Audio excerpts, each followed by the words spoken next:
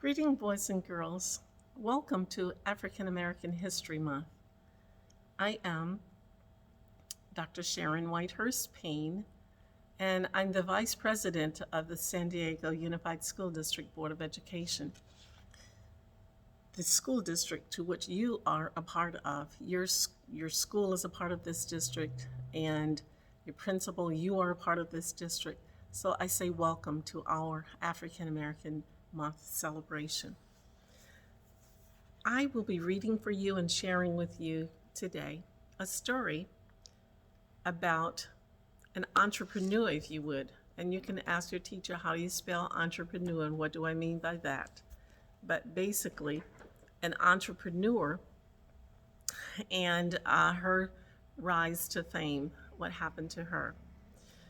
The story is called the story of Madame C.J.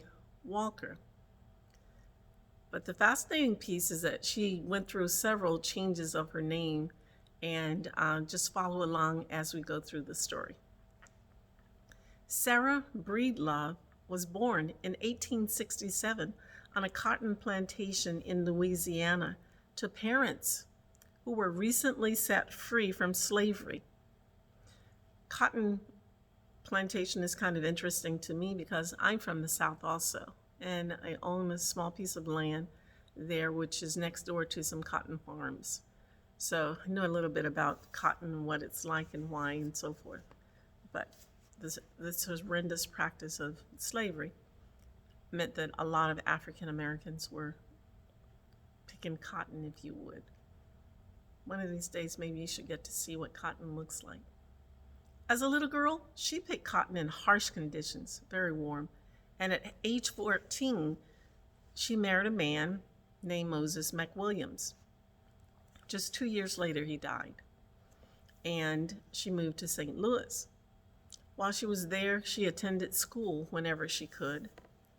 And she also married a second husband, and his name was Charles J. Walker, who would later help her to promote her hair care business. In the 1890s, Sarah developed a scalp disorder. Her hair wouldn't grow. She lost all of her hair, and so she had difficulty with her hair because of this scalp condition. Like a scientist, she experimented with home remedies to improve her condition, and ultimately, she found something to make her hair grow.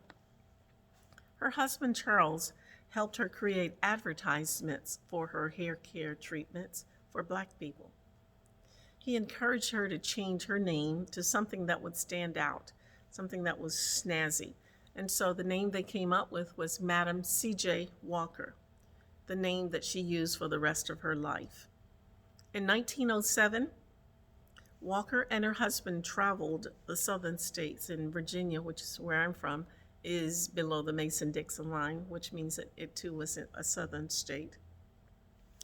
She traveled throughout the states talking about her hair products and presenting live demonstrations of her Walker methods to make hair grow. She used her own pomade that she created. She had brushes and heated combs on volunteers she practiced, and she showed people how well it worked.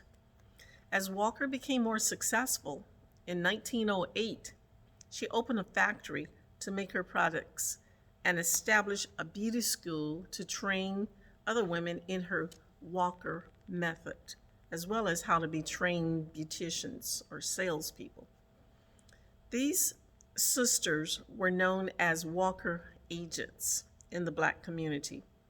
In 1919, she was the only owner of her business that she had built from the ground up, which was worth over $1 million. She is known as one of the first American women to be a self-made millionaire. If Madam C.J. Walker could accomplish this level of success as a granddaughter of slaves in the early 1900s, imagine what you can do today. She had an issue, she figured out a solution to it, and she solved a problem. So boys and girls, you can do the same thing. You see a problem, figure out a solution, develop your technique, and move forward with your product. Enjoy African American History Month and learn a lot in the process. Thank you. Best wishes.